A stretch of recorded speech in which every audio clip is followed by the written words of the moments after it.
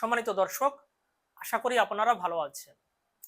বাংলাদেশের পররাষ্ট্রমন্ত্রী সম্প্রতি ভারত সফর করে এসেছেন। ভারত সফরের পরে দুই দেশ থেকেই সম্পর্ক উন্নয়নের একটা বার্তা দেওয়া হয়েছে, যদিও এই সফরে তেমন কোনো চুক্তি বা এরকম কিছু স্বাক্ষরিত হয়নি। আবার ভারত সফরের পরে বাংলাদেশে এসে পররাষ্ট্রমন্ত্রীর সাথে আমেরিকান রাষ্ট্রদূতের একটা বৈঠক হয়েছে। সেই বৈঠকটা জানা যাচ্ছে 2 থেকে আড়াই ঘন্টা ব্যাপী একটা বৈঠক হয়েছে, তবে সেই বৈঠক সম্পর্কে কোনো বিবৃতি বা কোনো প্রেস মিট এরকম কিছু করা হয়নি।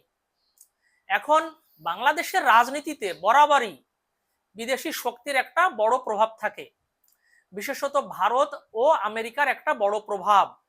এখন যে প্রশ্নটা আসছে সেটা হলো যে ভারতের সাথে যে সম্পর্ক তলানিতে যে ঠেকেছিল ইউনূসের আমলে, সেই সম্পর্ক কি আসলেই অনেক ভালো হচ্ছে বা হওয়ার কি কোনো সম্ভাবনা দেখা যাচ্ছে?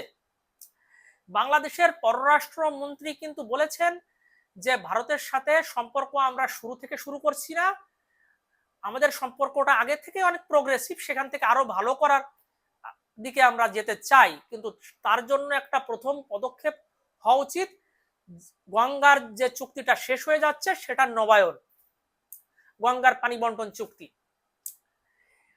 আবার ভারত থেকে কিন্তু এখনো বাংলাদেশের ভিসা রেস্ট্রিকশন কিন্তু রয়ে গেছে। মেডিকেল ভিসা অল্প স্বল্প কিছু দেওয়া হচ্ছে, বিজনেস ভিসা অল্প স্বল্প কিছু দেওয়া হচ্ছে, টুরিস্ট ভিসা কিন্তু সম্পূর্ণরূপেই বন্ধ আছে। এই সরকার ক্ষমতা গ্রহণ করার পরও এখনো কিন্তু টুরিস্ট ভিসা স্বাভাবিক করা হয় নাই।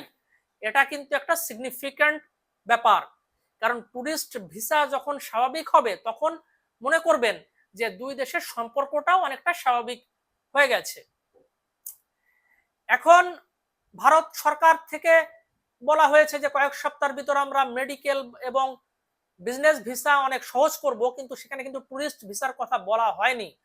আবার পশ্চিমবঙ্গে এই মাসে নির্বাচন আছে, এই মাসের নির্বাচন হয়ে যাওয়ার পরে আগামী মে মাসে আসলে বোঝা যাবে যে ভারত টুরিস্ট ভিসা এখন ছাড়বে কি ছাড়বে না, এবং যদি সেটা না ছাড়ে তাহলে কেন তারা সেটা করছে না বা করলো না।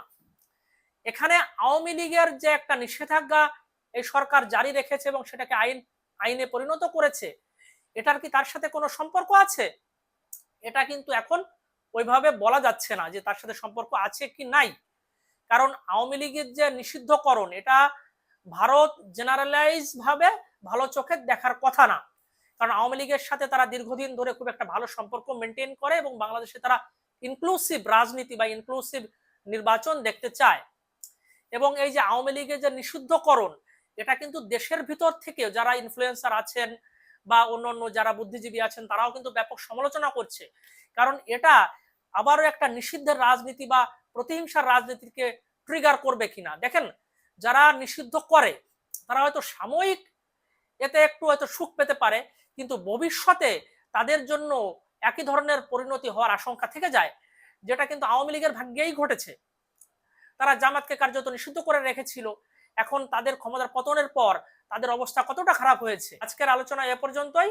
সবাই ভালো থাকবেন, সবাইকে ধন্যবাদ।